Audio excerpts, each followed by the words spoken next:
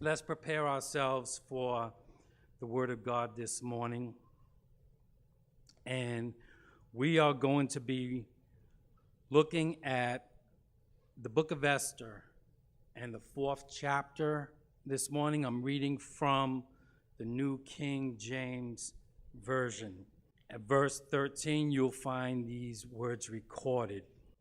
And Mordecai told them to answer Esther, "Do not think in your heart that you will escape in the king's palace any more than all the other Jews. For if you remain completely silent at this time, relief and deliverance will arise for the Jews from another place. But you and your father's house will perish.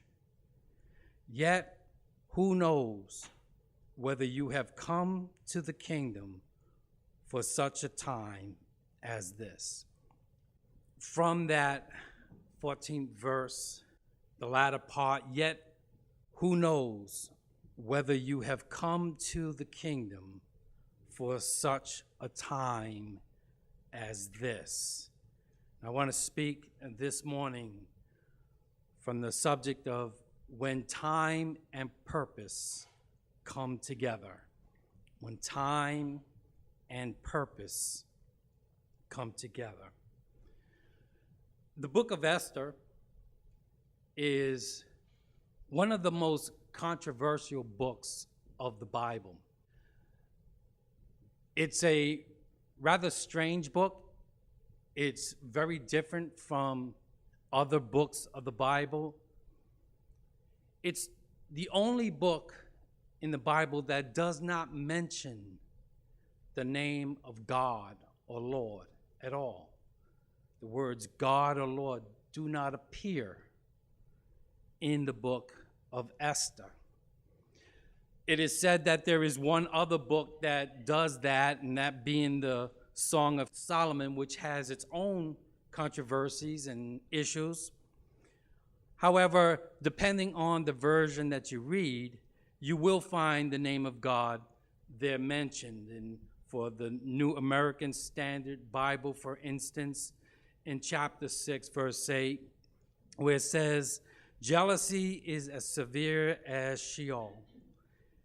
Its flashes are like flashes of fire, the very flames of the Lord." So depending on the version that you choose, Song of Solomon does mention the name of God. But Esther does not mention God at all. Esther is nowhere mentioned or referenced or alluded to in the New Testament at all. One of the most important archaeological finds of this modern era happened in 1946 with the Dead Sea Scrolls, where they found numerous ancient manuscripts dating back to the early centuries. And in there were a complete library, at least fragments, of the Old Testament. However, the book of Esther was absent from those scrolls. There's no sign of the book of Esther in the Dead Sea Scrolls. For this and other reasons, when it came time to put in together an Old Testament, what is called the canon, there were many scholars that struggled with the book of Esther, questioning whether or not this book was in fact an inspired work of God.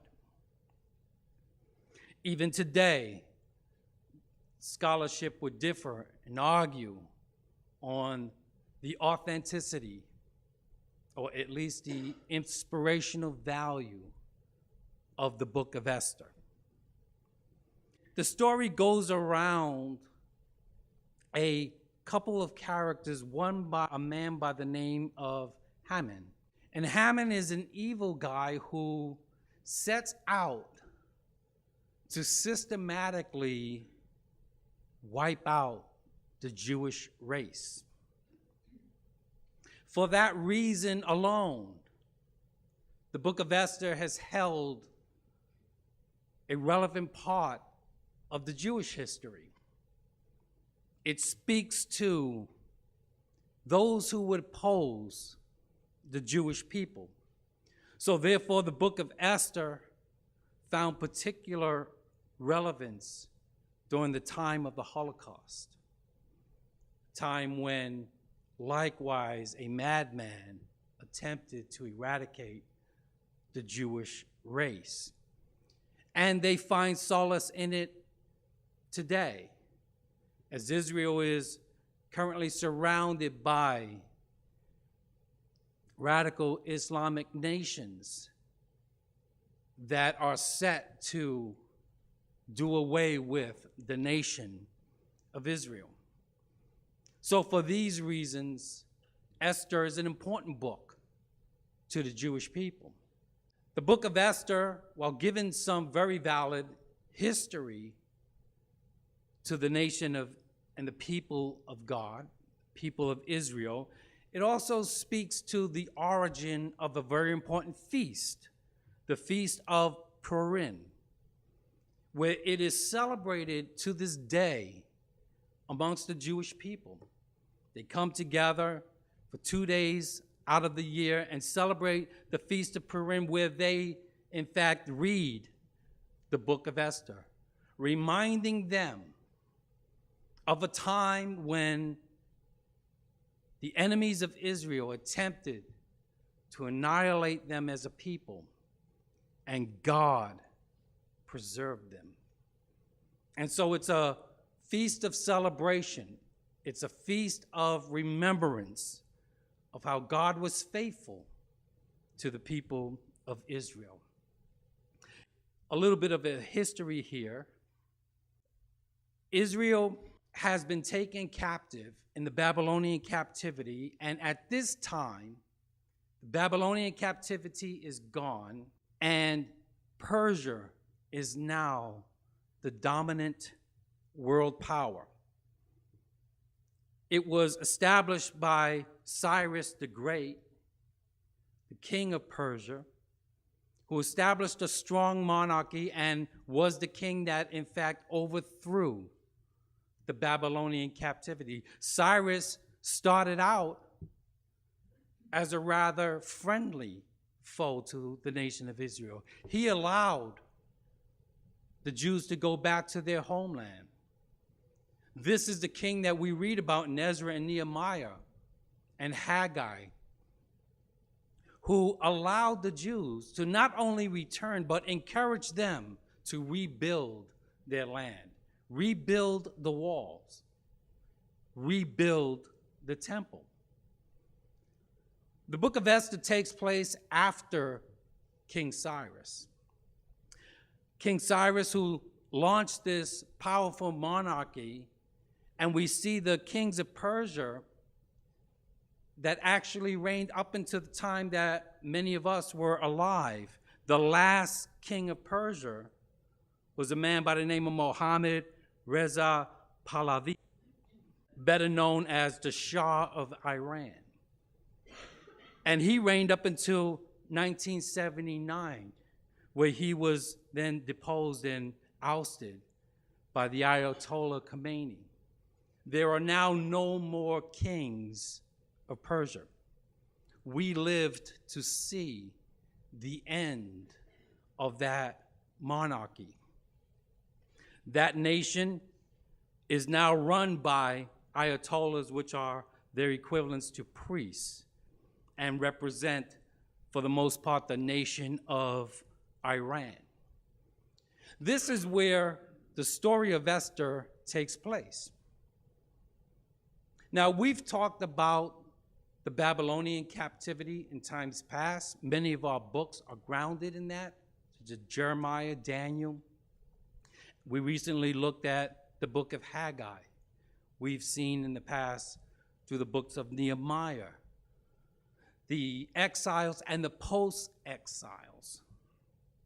Well, we know that in the Babylonian captivity, what the captivity involved was not capturing every single Jew, male, female, and child, and carrying them away slaves, but rather taking key people and inserting them in various parts of the Persian, the Babylonian, the Mesopotamian kingdom.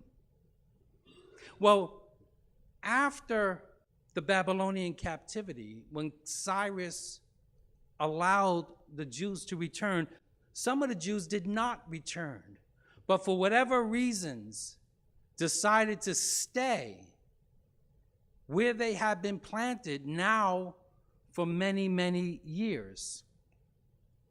Daniel was one of these such people who did not return to Israel, probably because of his age, but he remained in the Babylonian region. Now, in the book of Esther, we find the Jews here. These are the Jews who did not, in fact, return. Almost 100 years now between Babylon and Persia. And this is where our story picks up in the book of Esther.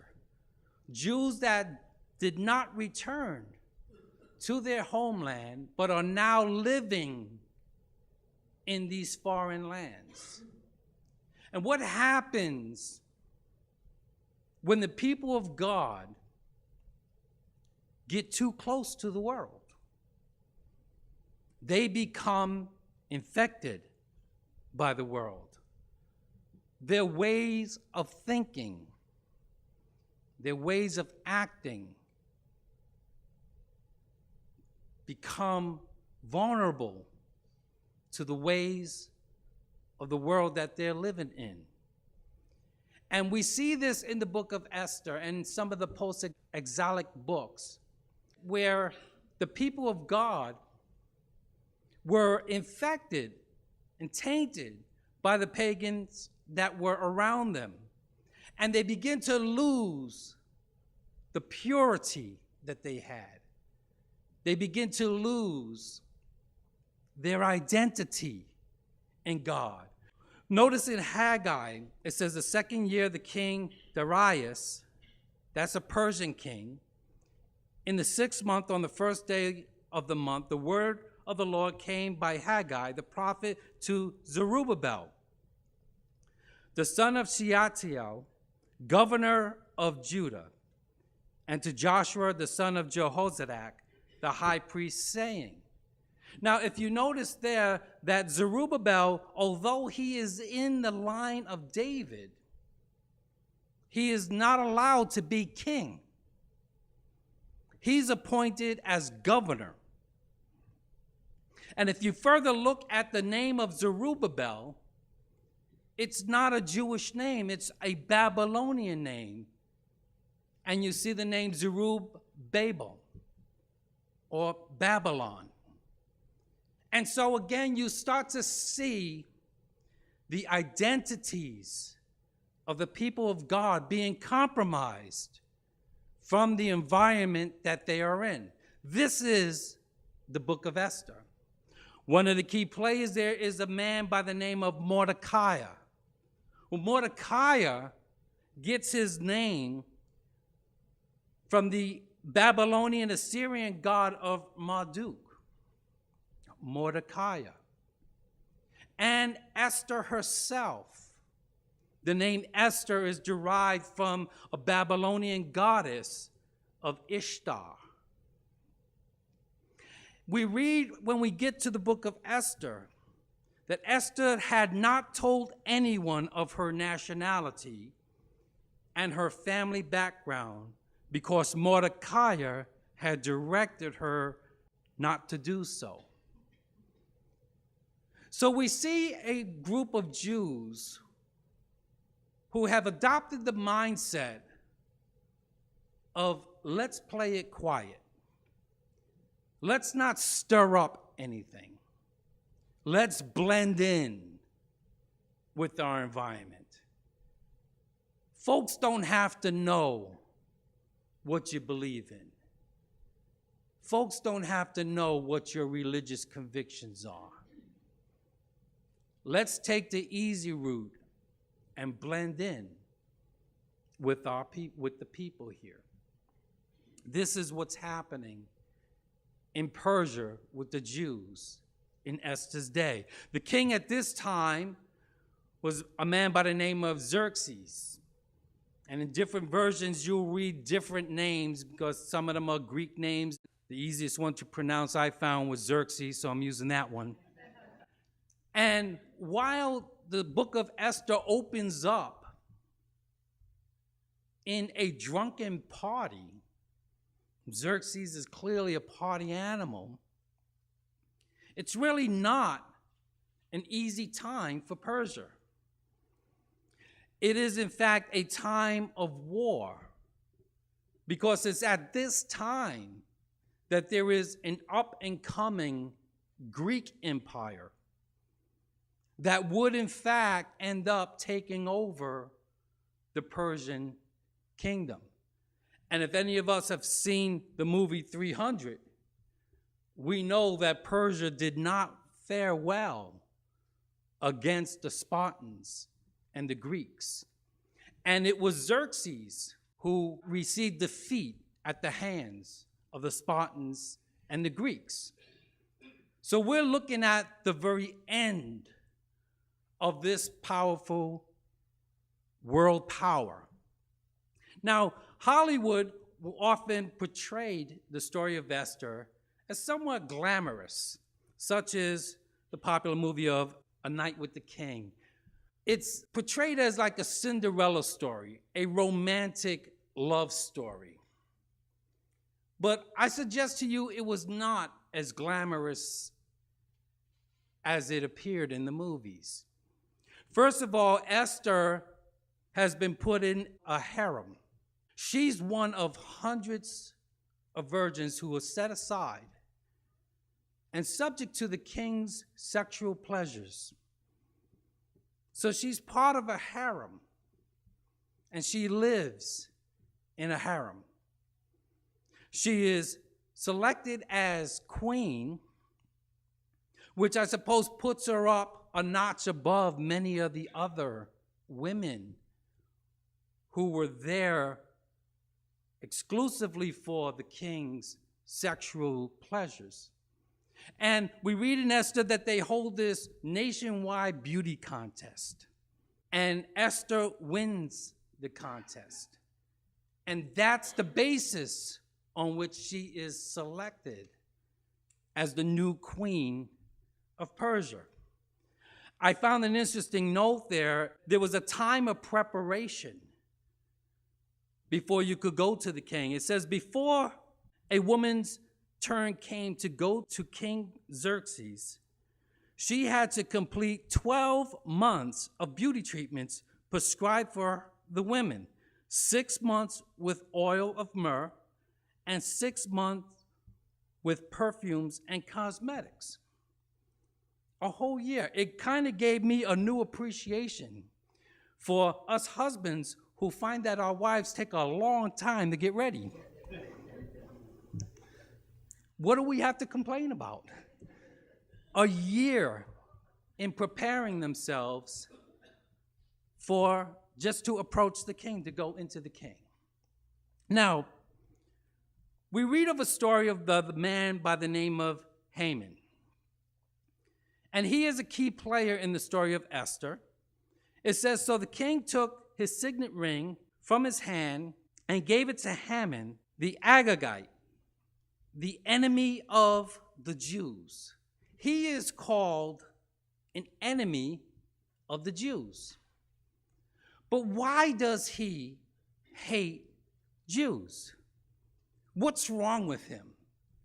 What did they do to him that makes him so hostile toward the Jews?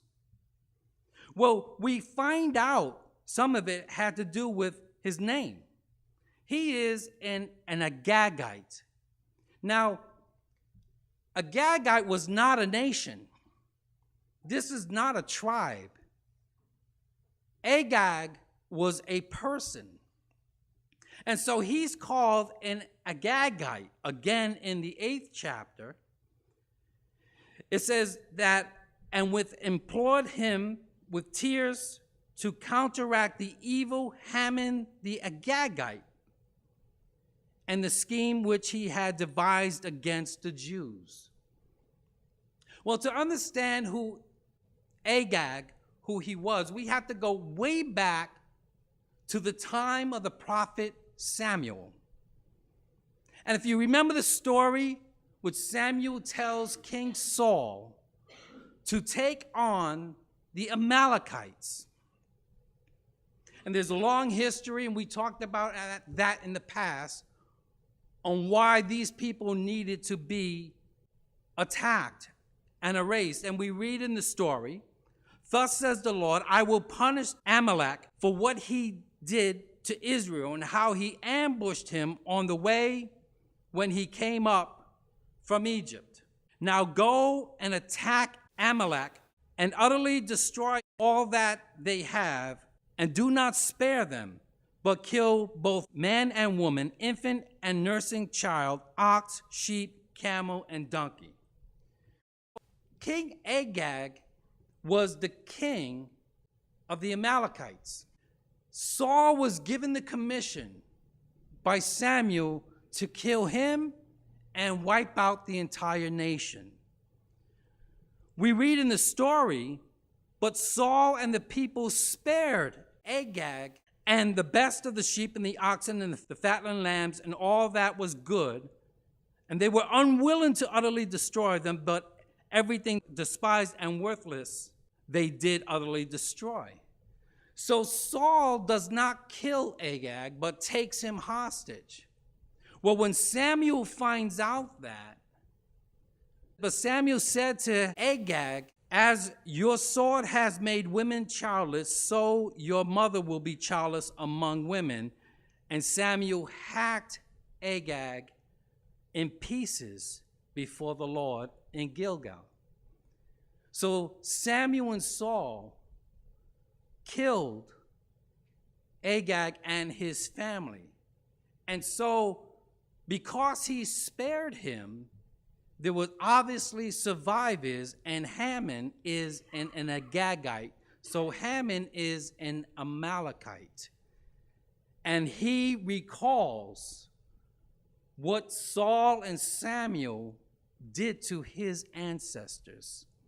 And this is why he has it out for the Jews.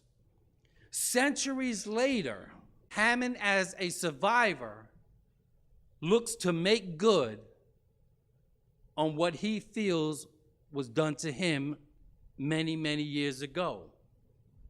What you don't conquer can always come back to kill you. Had Saul obeyed, Esther would be a very different book today. But because Saul allowed him to live and allowed for survivors, now we see that enemy showing up again to try to kill him. Well, the plot actually thickens because the man Mordecai, it says this about him. At that time, there was a Jewish man in the fortress of Susa whose name was Mordecai, son of Jair. He was from the tribe of Benjamin and was a descendant of Kish and Shimei. Mordecai has a family history too. He's from the ancestors of a man by the name of Kish. Well, where did we hear that name before? Go back to the same story. And there it says, there was a man of Benjamin whose name was Kish, son of Abiel, son of Zeror, son of Becher-Horoth, the son of Aphathiah, a Benjamite, a mighty man of power. He had a choice and handsome son whose name was Saul. So we see a showdown because Haman is a descendant of an Amalekites, but Mordecai is a descendant of King Saul. So we see these two generations coming back hundreds of years later for an ultimate showdown. So in our text, it says, who knows if you, Esther, having come for such a time as this? When we look at the idea of time, the concept of time, it's introduced to us in the very first verse of the Bible. It says, in the beginning, God created the heaven and the earth. In the beginning, that was time. It wasn't God's beginning. It was your beginning. It was our beginning. And there was initiated time. He created the heavens. There we see space. And he created the earth. And there we see matter. So time, space, and matter all came into existence simultaneously at the same time. But what we have to understand is that God is not in time, space, or matter. So while we are finite and confined to this thing called time, God is not within time. God said, let there be lights in the firmament of the heavens to divide the day from the night, and let them be for signs and seasons and for days and years. All of those things are for us, not for God. God does not work in time. God is an eternal God. And so we have a finite people confined by time in a relationship with an eternal God who is not subject to time. But do not let this one fact escape your notice, beloved, that with the Lord 1 day is like 1,000 years, and 1,000 years like 1 day. This is why, and we see this in Jesus talking, where he uses phrases like this, but the hour is coming and is now. What does that mean? The hour is coming and is now. Well, for you, it's coming. But for God, it's here. It's now. Because he's not subject to time. Most assuredly, I say the hour is coming and is now. Again, John 16, indeed, the hour is coming, yes, and has now come. And therefore, Jesus said to them, most assuredly, I say to you, before Abraham was, I am. Because he's not subject to time, we're subject to time. And so in the book of Esther, what we see is a series of coincidences. We see in chapter 2 that Esther happens to be selected as a new queen. Again, in chapter 2, Mordecai happens to overhear a plot to kill the king. In chapter 6, the king happens to have insomnia one night. He calls for the reading of the records, the history books. And in there, the king happens to recall Mordecai's report to saving the king. These coincidences, where if you took away just one of them, the story of Esther would be very different. Now, there are people that say there's no such thing as coincidence. And I suppose we can argue that. I don't know if I would argue for that or against that, which is to say, I'm not sure that everything that happens in a person's life has some special significance or meaning. A lot of things that happen in people's lives happen because people make stupid decisions. Oh, I'm preaching hard now.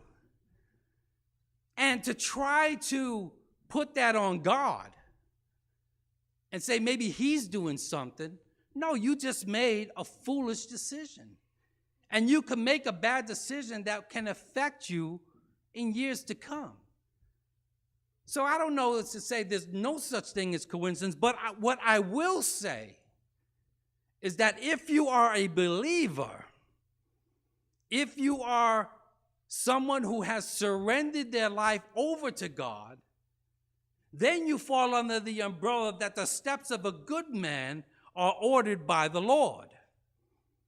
If you are a believer, then you fall under, we know that God causes all things to work together for good to those who love God. It doesn't mean everything works out your way, but it means everything works out God's way, for God's good. Now, that promise doesn't happen for everybody, but it's for those who love God, for those who are called according to his purpose. So there is a difference between coincidence and providence. And so we read what the prophet said, before I formed you in the womb, I knew you. And before you were born, I set you apart and have appointed you as a prophet to the nations. In other words, if there was never a time that this eternal God wasn't thinking about you, you were not some thought that came into his mind. You were a thought that was always in his mind. There was never a time when God did not have you in mind. There was never a time when God did not set his love upon you. And so when we talk about one day I found the Lord, that's really not accurate. It's not that I had to go and get the promises of God as much as the promises of God had to come and get me. It's not like I went and got salvation one day. It's that one day salvation came to me. When I realized that he had called me for a purpose a long time ago, that God has his plans. That's why no matter what situation you're in, Jesus Christ can never be late. He can never miss an appointment. We read that he can be 4 days late and still on time. He may not come when you want him, but he's always on time. They said, Jesus, had you been here 4 days ago, something would have been different. Jesus says, I don't have to be here on your time because my time goes back way further than that. And if the time ever comes when the people of God realize who they really are and they realize that they are part of God's plan, you'll be able to step out on the devil and realize that there is nothing in hell that can bring you down because you are part of God's purpose. There are times when you look back and you wonder, why do I have to go through this? Why this last year have to be like it was? How come I had to go to so many funerals? Why did I have to lose that job? But I've come to tell you that God's time is above our time. He had a plan for me way back yonder. And I'm not talking about 20 years ago. I'm not talking about 30 years ago. But way, way back yonder, before the echo walked of solitude, before he said, let there be light, before morning stars came together and the sons of God shouted for joy, before he laid the foundations of the world, God took my name and he wrote it down in the Lamb's Book of Life. So I don't have to worry what the world can do to me, because for I come in such a time as this. He has called me for his purpose. No matter what I go through, this is the day that the Lord has made. I will rejoice and be glad in it. He called me for his purpose. God has a plan. God has a will. God has a purpose.